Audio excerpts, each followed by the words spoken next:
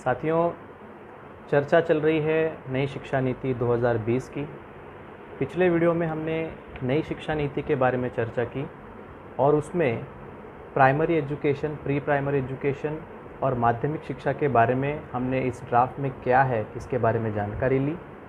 इस वीडियो में हम उच्च शिक्षा के बारे में इस पॉलिसी में क्या प्रावधान किए हैं यह जानने की कोशिश करेंगे। साथियों, काफ़ी कुछ बदलाव देखने को मिल रहे हैं इस न्यू एजुकेशन पॉलिसी में, जो कि हायर एजुकेशन के लिए जो प्रावधान किया गया है। इसमें उन्होंने हायर एजुकेशन में डिग्री ईयर्स को 2 पार्ट में डिवाइड किया गया है। इसमें एक है जो 4 साल की डिग्री है विथ रिसर्च, और दूसरा पार्ट है जो कि केवल 3 साल की डिग्री का है। अगर मान के चलो आपने अगर बीए में एडमिशन लिया है और आप पहला साल पास आउट करते हो और अगर किसी कारणवश अगर आपको पढ़ाई करने का मौका नहीं मिलता, अगर आप कॉलेज छोड़ देते हो, यूनिवर्सिटी छोड़ देते हो, तो आपकी वो डिग्री वेस्ट नहीं जाएगी, आपको उस साल का सर्टिफिकेट दिया जाएगा। उस डिग्री का आपको सर्टिफिकेट दिया जाएगा। और अगर दूसरे साल में आपने अगर कॉलेज छोड़ा या यूनिवर्सिटी छोड़ी तो आपको डिप्लोमा सर्टिफिकेट दिया जाएगा। अगर तीसरे साल बाद अगर आपने कॉलेज छोड़ा या तीसरे साल में अगर पास आउट हो गए तो आपको बैचलर डिग्री दी जाएगी। और अगर 4 साल बाद अगर आप कंप्लीट करते हो डिग्री को तो बैचलर डिग्री और research degree, bachelor with research degree, ऐसा आपको वो सर्टिफिकेट प्रदान किया जाएगा।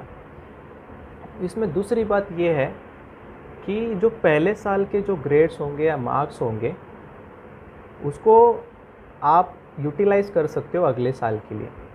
दूसरे विभाग में जब एडमिशन लेते हो, दूसरे स्ट्रीम में किसी एडमिशन लेते हो, तो एक अच्छी बात है कि आपकी डिग्री जो है या आपका जो साल है वेस्ट नहीं जाता है। बहुत बार हमें ऐसा देखने को मिलता है कि मान लो आपने इंजीनियरिंग में एडमिशन ले लिया और आपको ऐसा लग रहा है कि मुझे इंजीनियरिंग नहीं करनी चाहिए थी, या मुझे शायद मेडिकल में एडमिशन लेना चाहिए था, या मुझे किसी और टेक्निकल फील्ड में एडमिशन लेना चाहिए था। तो वो जो 1 साल है आपके डिग्री के वो वेस्ट नहीं जाएंगे। वो मार्क्स जो है आपके कैरी फॉरवर्ड आप कर सकते हो, और वो जो मार्क्स है वो एकेडमिक बैंक ऑफ क्रेडिट, इस बैंक में वो जमा किए जाते हैं, जो कि ऑनलाइन रहेगा। और ये ऑनलाइन होने की वजह से ये मार्क्स में इन्फ्लेशन नहीं होगा या मार्क्स में कोई छेड़छाड़ नहीं होगी, इसके बारे में हम नहीं कह सकते। साथियों, जहाँ तक कि पहले साल में डिग्री कंप्लीट करके कॉलेज छोड़ने का मामला है, तो सरकार ने पहले से ही तय करके रखा है कि ये पहले साल में ही कॉलेज छोड़ सकते हैं बहुत सारे बच्चे, या दूसरे साल में ही छोड़ सकते हैं। तो सरकार ने पहले ही ऐसा मान लिया है और उसे नाम दिया है मल्टी एंट्री मल्टी एग्ज़िट, जो कि मेरी नज़र में सबसे घटिया बात है। क्योंकि अगर आपने पहले ऐसा मान लिया कि बच्चे बीच में से ही पढ़ाई छोड़ देंगे, तो जो कंपल्शन होना चाहिए था वो कंपल्शन नहीं रहेगा। और उच्च शिक्षा के लिए अगर वो नहीं रहा तो आप सोचिए कि पहले साल में अगर उसको सर्टिफिकेट मिलता है तो आगे पढ़ाई की क्या अहमियत रह जाएगी? तो क्या उस सर्टिफिकेट से उसको नौकरी मिल पाएगी? तो फिर सिर्फ सर्टिफिकेट बांटने का क्या मतलब है? जैसे कि स्किल एजुकेशन की हम बात कर रहे थे पिछले वीडियो में कि कम उम्र में ही अगर उनको कारीगर बना दिया गया या उनको स्किल एजुकेशन दिया गया तो आगे डिग्री तक पढ़ने की जो चाहत है, जो इच्छा है, वो कहीं ना कहीं समाप्त हो जाएगी। और उसी तरह पहले साल में अगर पढ़ाई छोड़ने से भी आगे पढ़ने की चाहत जो है वो ख़त्म हो सकती है। अगर आपने पहले ही साल में अगर डिप्लोमा सर्टिफिकेट ले लिया, पहले ही साल में अगर आपने डिग्री सर्टिफिकेट ले लिया, अगर ऐसा सरकार ने प्रावधान किया है, तो आगे 4th ईयर तक पढ़ने की जो चाहत है या जो डिग्री कंप्लीट करने की जो चाहत है वो विद्यार्थियों में नहीं रहेगी। अगर बीच में से एजुकेशन छोड़ने के बाद जब 2-4 साल बाद वो फिर एजुकेशन लेने की कोशिश करेंगे, तो मुझे ऐसा नहीं लगता कि एक बार जब बहुत बड़ा गैप आ जाता है तो उसके बाद में फिर से हम एजुकेशन को दोबारा स्टार्ट नहीं कर पाते, बहुत सारी दिक्कतें होती है। तो इस तरीके से अगर जो रिदम है उस रिदम से अगर पहला साल, दूसरा साल, तीसरा साल, चौथा साल अगर कंप्लीट किया जाए तो ही मुझे ऐसा लगता है कि हायर एजुकेशन की जो डिग्री है वो प्राप्त हो सकती है। और उसे प्राप्त करवाने के लिए सरकार ने बहुत कुछ सख्ती रखनी चाहिए थी। तो इसलिए मुझे ऐसा लगता है कि पहले या दूसरे साल में कोई डिप्लोमा या डिग्री सर्टिफिकेट नहीं प्रदान करना चाहिए। उसके बाद में इसमें इस पॉलिसी में एमफिल को पूरी तरह बंद कर दिया है। यानी जो पीएचडी के लिए जो एमफिल करना पड़ता था वो एमफिल को पूरी तरह, इस डिपार्टमेंट को ही पूरी तरह बंद कर दिया है।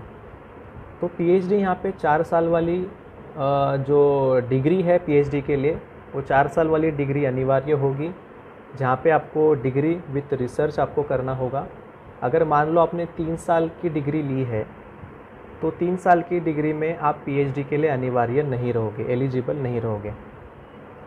तो भविष्य में अगर मान लो कि गलती से किसी विद्यार्थी ने केवल 3 साल का स्टडी कंप्लीट किया और उसको ऐसा लगता है कि मुझे अभी पीएचडी करनी चाहिए, और अगर 3 साल का एक डिपार्टमेंट अगर अलग कर दिया और 4 साल का डिग्री वाला डिपार्टमेंट अगर अलग कर दिया, तो वो 3 साल वाले जो लोग हैं वो कभी भी पीएचडी नहीं कर पाएंगे। तो मुझे ऐसा लगता है कि ये ऐसा करना गलत है। अगर पीएचडी करनी है तो उन्होंने फ्लेक्सिबिलिटी इसमें भी रखनी चाहिए थी, पर 3 साल के लिए पीएचडी नहीं कर सकते हैं, ये जो प्रावधान किया गया है कहीं ना कहीं गलत है। उसके बाद में अगर पोस्ट ग्रेजुएशन की बात करते हैं तो जिन्होंने 4 साल की डिग्री की है, डिग्री विथ रिसर्च किया है, उनको केवल 1 साल का पोस्ट ग्रेजुएशन है, और जिनकी 3 साल की डिग्री है जो विदाउट रिसर्च है उनको 2 साल का पोस्ट ग्रेजुएशन ऑफ़र किया गया है। और इसमें जो ख़ास बात है जो कि मुझे अच्छी लगी, क्योंकि फ्लेक्सिबिलिटी है इसके अंदर सब्जेक्ट को चूज़ करने की। अगर मान लो आपने गलती से बीए में एडमिशन लिया है और आपको फ़िज़िक्स भी पढ़ना है, आपको केमिस्ट्री भी पढ़ना है, तो इसमें आप वो सब्जेक्ट को चूज़ कर सकते हो। तो सब्जेक्ट को चूज़ करने की यहाँ पे फ्लेक्सिबिलिटी दी गई है। तो आर्ट का विद्यार्थी फ़िज़िक्स भी पढ़ सकता है और साइंस वाला विद्यार्थी सोशल साइंस, हिस्ट्री भी पढ़ सकता है। तो ये मेरे हिसाब से एक अच्छा पॉइंट है। यहाँ पे हायर एजुकेशन में उन्होंने 3 प्रकार की यूनिवर्सिटीज़ बनाई हैं। यूनिवर्सिटी को 3 प्रकार में डिवाइड किया है। एक यूनिवर्सिटी होगी जो कि रिसर्च बेस्ड होगी, एक यूनिवर्सिटी होगी जो टीचिंग इंटेंसिव होगी, और तीसरी जो यूनिवर्सिटी होगी, तीसरे प्रकार की जो यूनिवर्सिटी है वो होगी ऑटोनॉमस डिग्री ग्रांटिंग कॉलेज। यानी केवल डिग्री देने का वो काम करेगी, और ये केवल अंडर ग्रेजुएट्स के लिए ये यूनिवर्सिटी होगी। तो ऐसे जो अंडर ग्रेजुएट्स जो डिग्री देने के लिए जो कॉलेजेस हैं, ऐसे 4-5 कॉलेज मिलाकर एक यूनिवर्सिटी बनाई जाएगी। तो इस तरीके से अलग अलग उन्होंने यूनिवर्सिटी का कैटेगराइजेशन किया है। तो ये सभी जो है एक प्रकार की ग्रेडेड ऑटोनॉमी क्रिएट करेगी। यानी जो यूनिवर्सिटीज़ है ये ऑटोनॉमस होंगी और इसमें ग्रेडेड ऑटोनॉमी है। यानी कि जो रिसर्च के लिए जो रिसर्च बेस्ड जो यूनिवर्सिटी होगी वो सबसे ज़्यादा हाई क्वालिटी की होगी। उसके बाद में होगी टीचिंग बेस्ड यूनिवर्सिटी, और फिर आखिर में होगी अंडर ग्रेजुएट्स के लिए डिग्री ग्रांटिंग।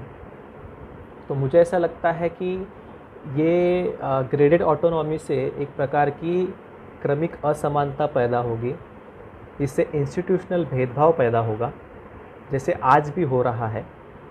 आईआईटी, आईआईएम जैसे संस्थानों में जो इतनी महंगी फ़ीस है उसके वजह से हमारे बच्चे वहाँ पे एडमिशन भी नहीं ले पाते, और केवल नॉर्मल डिग्री लेकर वो अपनी पढ़ाई कंप्लीट करते हैं, या ज़्यादा से ज़्यादा वो इंजीनियरिंग कर पाते हैं। इंजीनियरिंग करने वालों की जो इनकम है वो आईआईटी से पास होने वालों की इनकम से काफ़ी कम होती है। बहुत ही ये इकोनॉमिकल जो भेदभाव है, वो जो फ़र्क है ये बहुत ज़्यादा होता है। तो जो ज़्यादा पैसे भर सकता है वो ज़्यादा पैसे कमाएगा, वो आईआईटी में एडमिशन लेगा तो ज़्यादा पैसे कमाएगा। और जो पैसा नहीं भर सकता है वो केवल एक नॉर्मल डिग्री लेगा या केवल इंजीनियरिंग करेगा और वो एक सामान्य जो नौकरी है वो नौकरी करता रहेगा। तो जिसकी वजह से भारत में एक आर्थिक असमानता पैदा होगी, क्योंकि अभी से ही इंस्टीट्यूशनल भेदभाव होगा। अगर ग्रेडेड ऑटोनॉमी से अगर इंस्टीट्यूशनल भेदभाव होगा तो आने वाले समय में आर्थिक असमानता भी पैदा हो सकती है, जो कि वर्तमान में चल रही है, ऐसा हो रहा है। तो इंस्टीट्यूशनल भेदभाव को इस पॉलिसी में बढ़ावा दिया जा रहा है। तो मुझे ऐसा लगता है कि जहाँ पर ये पॉलिसी इक्वल एजुकेशन की बात कर रही है, तो इक्वल एजुकेशन कैसे प्राप्त होगा, ये हमारे सामने सबसे बड़ा सवाल है साथियों। उसके बाद में सबसे घटिया बात तो मुझे ये लगी कि भारत की यूनिवर्सिटी को बढ़ावा देने के बजाय, उसको बढ़ाने के बजाय, उनका दर्जा सुधारने के बजाय 100 टॉप के जो विदेशी यूनिवर्सिटीज़ हैं उनको भारत में कैंपस सेटअप करने के लिए इस सरकार ने परमिशन दी है इस पॉलिसी में।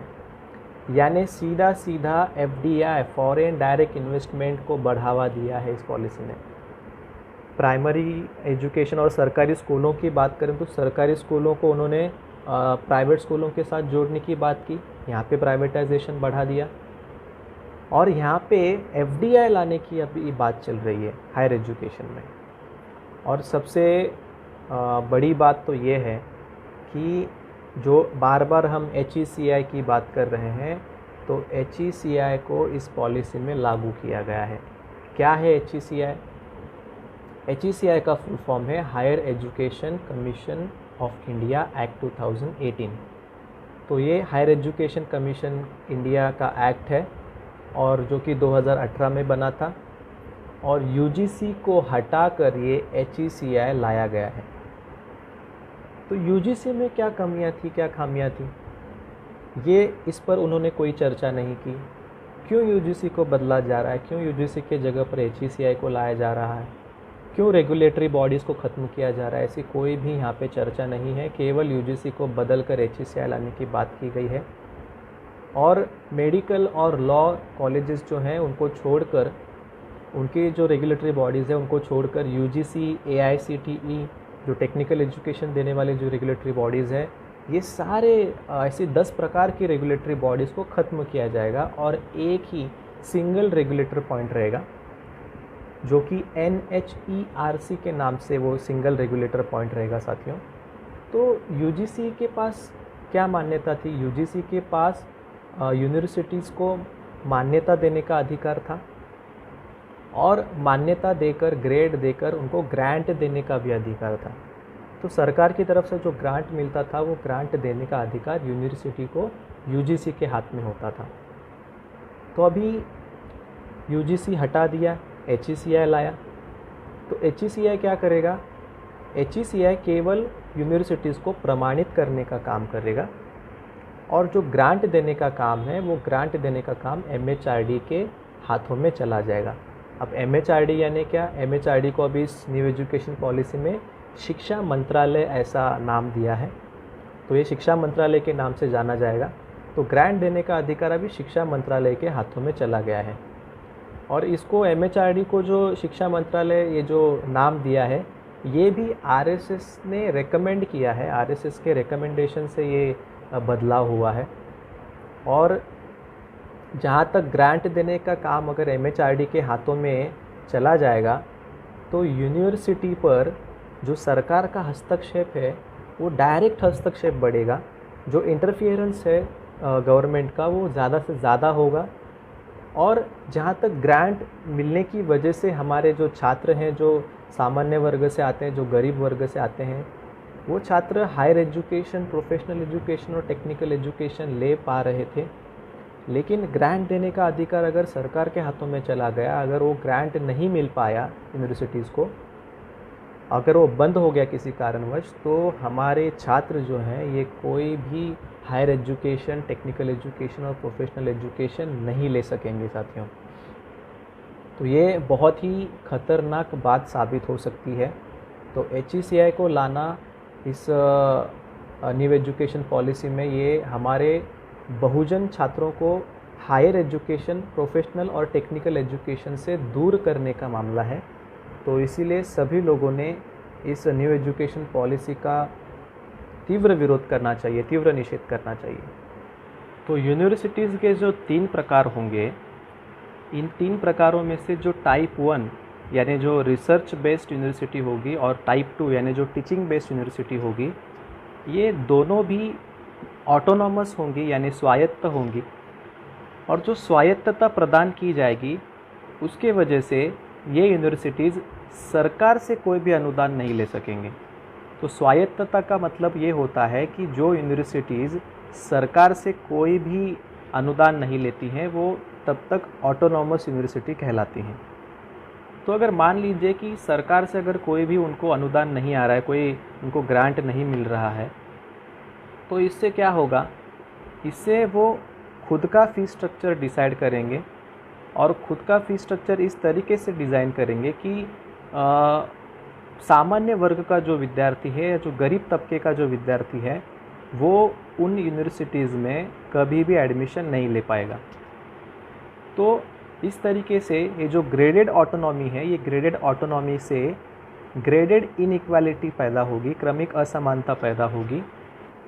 उसके बाद में ये पॉलिसी फेसलेस इंटरवेंशन की बात करती है, यानी यूनिवर्सिटीज़ को जो मान्यता देने की जो बात है, जो NAAC द्वारा जो मान्यता दी जाती थी, जो कि UGC की एक बॉडी है, तो इसमें अभी फेसलेस इंटरवेंशन होगा, ऐसा इस पॉलिसी में कहा गया है। तो फेसलेस इंटरवेंशन का क्या मतलब है कि जैसे NAAC सबसे पहले national assessment and accreditation council ये जो कॉलेजेस और यूनिवर्सिटी का जो निरीक्षण करती थी और तब जाकर वो उस यूनिवर्सिटी को मान्यता प्रदान करती थी, अब ऐसा नहीं होगा। अब इसमें इंस्टीट्यूशन पर जाने की ज़रूरत नहीं है। यहाँ पे क्या होगा, अभी एक्रीडिटेशन का जो मामला है वो करने का काम अभी ऑनलाइन तरीके से होगा और ऑनलाइन डॉक्यूमेंट्स वेरिफिकेशन किए जाएंगे। तो इसका मतलब है कि जैसे NAAC के द्वारा, NEAC के द्वारा यूनिवर्सिटीज़ पे जाकर इंस्पेक्शन किया जाता था, सर्वे किया जाता था, निरीक्षण किया जाता था और उसके आधार पर विद्यार्थियों को कोई समस्या है या टीचर्स को कोई समस्या है, ये सारी बातों को इसकी परख की जाती थी, इसकी जानकारी हासिल की जाती थी, जिसके वजह से जो ग्रीवेंसेस है वो ग्रीवेंसेस सॉल्व हो सकते थे।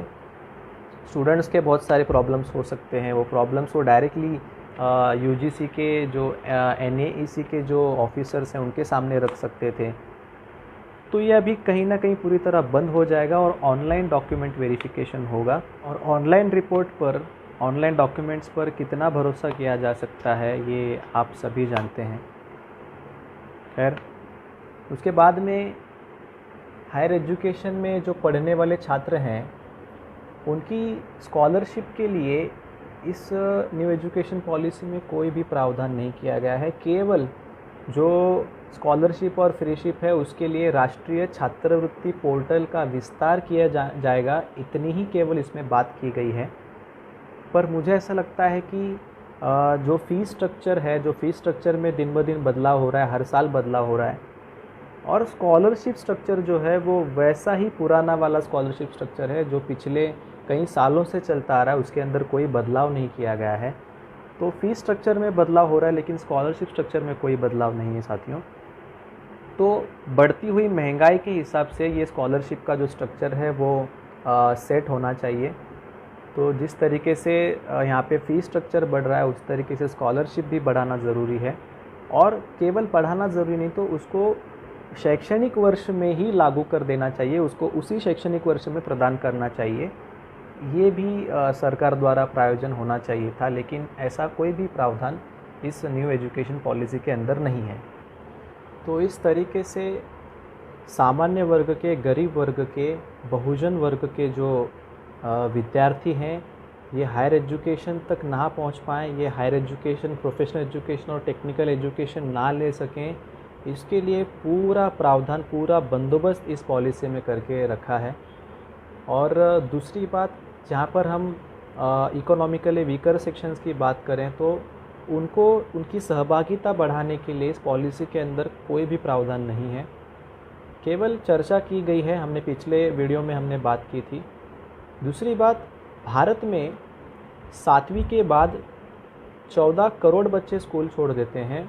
तो 14 करोड़ बच्चों को फिर से दोबारा एजुकेशन सिस्टम में लाने के लिए, फिर से उनको उनकी सहभागिता बढ़ाने के लिए कोई भी प्लानिंग, कोई भी प्रोग्राम इस पॉलिसी के अंदर नहीं है। दूसरी बात, जहाँ पर महिलाओं की जाए तो जो छात्रा हैं वो छात्रा कम से कम 7वीं या 10वीं तक ही वो पढ़ाई कर पाती हैं। अगर कॉलेज उनके गांव में हो तो ही वो 10वीं 12वीं तक पढ़ पाती हैं। लेकिन अगर उनको पढ़ाई के लिए किसी दूर शहर में जाना पड़े या अन्य किसी गांव में जाना पड़े तो माँ बाप उनको भेजने को तैयार नहीं है, क्योंकि हम सभी लोग जानते हैं कि असुरक्षितता के मामले, महिलाओं की असुरक्षितता के मामले में भारत नंबर 1 पर है। और इसीलिए महिलाओं की जहाँ पर असुरक्षितता की बात है, इसीलिए बहुत सारी महिलाएं 7th और 10th स्टैंडर्ड के बाद में अपनी एजुकेशन को छोड़ देते हैं। तो उनका सहभाग बढ़ाने के लिए महिलाओं के लिए कोई कॉलेजेस, कोई स्कूल्स गांव में ही खोले जाएं। इस तरीके का प्रावधान महिलाओं के पार्टिसिपेशन को बढ़ाने का जो प्रोग्राम है वो इस पॉलिसी के अंदर दिखाई नहीं देता है। दूसरी बात, जो तबका हज़ारों सालों से जो शिक्षा से दूर है, schedule caste, schedule tribe, nomadic tribe, minorities के बहुत सारे जो लोग हैं, उनकी अगर बात करें तो हज़ारों सालों से ऐसे बहुत सी पॉपुलेशन है जो अब तक एजुकेशन की तरफ पढ़ी ही नहीं है, हज़ारों सालों से वो दूर है। उन लोगों को एजुकेशन में जोड़ने के लिए, उनको शिक्षा प्रदान करने के लिए कोई भी प्रावधान इस पॉलिसी के अंदर नहीं किया गया है। तो ये सारी बातों को अगर ध्यान में रखते हैं तो ये न्यू एजुकेशन पॉलिसी केवल प्राइवेटाइजेशन की बात कर रही है। एजुकेशनल इंस्टीट्यूशंस में सरकार का काफ़ी पैमाने पर हस्तक्षेप इस पॉलिसी के अंदर बढ़ा दिया है और हम ये चाहते हैं कि एजुकेशनल इंस्टीट्यूशंस में सरकार का हस्तक्षेप कम हो। जो एजुकेशन काउंसिल है या एजुकेशन बोर्ड है, उनका ही सबसे ज़्यादा उसके अंदर सहभाग हो, उनका ही हस्तक्षेप हो, ताकि जो निर्णय लेने के जो अधिकार है वो उन्हीं के पास रहें। सरकारी स्कूलों को बढ़ाकर उनकी एजुकेशन क्वालिटी को सुधारने का प्लान इस एजुकेशन पॉलिसी में होना चाहिए था, जो कि बिल्कुल भी नहीं है। और हालांकि सरकारी स्कूलों को प्राइवेट स्कूलों के साथ जोड़ने की बात ये पॉलिसी कर रही है। आंगनवाड़ी में या प्री प्राइमरी स्कूल्स में बच्चों को जो पोषक आहार देने की बात यहाँ पर की जा रही है, तो ये पोषक आहार में जो फूड क्वालिटी है, जो आहार की जो क्वालिटी है, इस क्वालिटी को एक प्रोसेस थ्रू चेक किया जाए। इसके लिए एक प्रॉपरली कमीशन बिठाया जाए, इसके लिए कोई अच्छा सा संस्थान हो। इस तरीके का प्रावधान इसमें होना चाहिए था। मेरिट के आधार पर जो शिक्षक भर्ती की बात इस पॉलिसी के अंदर की गई है, तो मुझे ऐसा लगता है कि शिक्षक भर्ती मेरिट के आधार पर तो होनी चाहिए, इसमें कोई दो राय नहीं है। लेकिन SC ST OBC के जो प्रतिनिधि हैं, जो इनका जो प्रतिनिधित्व है, इसको ख़त्म किए बगैर उनके जो मेरिटधारी जो शिक्षक हैं, संख्या के अनुपात में उनको प्राधान्य देना चाहिए। और जहाँ पर टीचर्स के क्वालिटी को बढ़ाने की बात चल रही है, उसी प्रकार से एजुकेशन की क्वालिटी को भी सुधारा जाए, एजुकेशन टेक्निक को सुधारा जाए, इंफ्रास्ट्रक्चर को बढ़ावा दिया जाए। इस तरीके की बातें भी इस एजुकेशन पॉलिसी में होनी चाहिए थी, जो कि देखने को नहीं मिलती। इस पॉलिसी में निर्णय लेने के सारे अधिकार ये केंद्र सरकार के हाथों में है, तो ज़्यादा से ज़्यादा अधिकारों का सेंट्रलाइजेशन इस पॉलिसी के अंदर किया गया है। तो स्टेट गवर्नमेंट से सारे अधिकार छीनकर सेंट्रल के पास दे दिए गए हैं। तो ये एक सेंट्रलाइजेशन जो है वो सबसे घातक है, हानिकारक है, और जिसकी वजह से केंद्र सरकार का जो हस्तक्षेप है एजुकेशनल इंस्टीट्यूशंस में, वो ज़्यादा से ज़्यादा बढ़ा दिया गया है। तो इस इंटरफेरेंस को, इस हस्तक्षेप को कम किया जाए। यूनिवर्सिटी के ग्रेडिंग की जो ये पॉलिसी बात कर रही है, 3 प्रकार के जो टाइप बनाने की बात कर रही है, ऐसा ना करते हुए उन्होंने सभी यूनिवर्सिटीज़ को एक समान रखा जाए, एक ही दर्जे में रखा जाए और सभी छात्रों को टीचिंग बेस्ड हो या रिसर्च बेस्ड हो या सर्टिफिकेट बेस्ड हो, इन तीनों में भी एडमिशन लेने के लिए उन्होंने ऐसा प्रावधान करना चाहिए। उसमें फ़ीस स्ट्रक्चर भी समान रखना चाहिए ताकि सभी बच्चे इन तीनों भी प्रकार की यूनिवर्सिटीज़ में एडमिशन ले सकें। ऐसा प्रावधान इस पॉलिसी में करना चाहिए था। ऐसी बहुत सारी कमियां खामियां हैं, जैसे कि हम हायर एजुकेशन की भी अगर बात करते हैं तो हमारे जो बच्चे गांव में पढ़ते हैं उनको हायर एजुकेशन लेने के लिए शहरों में आना पड़ता है और शहरों में आकर पढ़ाई करने के लिए केवल हॉस्टल्स ही उनके लिए एक माध्यम होता है, एक ज़रिया होता है। और हॉस्टल्स की जो संख्या है शहरों में काफ़ी कम संख्या में होती है। जो गवर्नमेंट ग्रेडेड जो हॉस्टल्स होते हैं, जो गवर्नमेंट मान्यता वाले हॉस्टल्स होते हैं, वो भी बहुत कम होते हैं। तो हॉस्टल्स की कमी की वजह से उनको एडमिशन कैंसिल करके फिर से उनको उनके गांव लौटना पड़ता है। तो इस प्रकार से हायर एजुकेशन में जो स्तर है वो धीरे धीरे गिरता जा रहा है। इसकी ओर भी सरकार ने थोड़ा सा अपना लक्ष्य केंद्रित करना चाहिए था। ऐसा कुछ भी इस पॉलिसी के अंदर दिखाई नहीं दे रहा है। ऐसे बहुत सारी बातें हैं जिसकी वजह से, जिसके ऊपर ये पॉलिसी फेल हो रही है। और इसीलिए मैं राकेश गायकवाड़, भारतीय विद्यार्थी मोर्चा राष्ट्रीय संयोजक के नाते इस न्यू एजुकेशन पॉलिसी 2020 का मैं निषेध व्यक्त करता हूं, जिसके वजह से हमारे जो बहुजन वर्ग के जो विद्यार्थी हैं ये स्कूल से और हायर एजुकेशन से वंचित हो रहे हैं, शिक्षा से वंचित हो रहे हैं। तो इस पॉलिसी का हम निषेध व्यक्त करते हैं और जल्द ही इसके विरोध में पूरे भारत में हम तीव्र आंदोलन चलाएंगे। ऐसी इस वीडियो के ज़रिए मैं आप सभी को ग्वाही देता हूं और यहीं पर रुकता हूं। फिर मिलेंगे। जय मूल निवासी, जय भारत।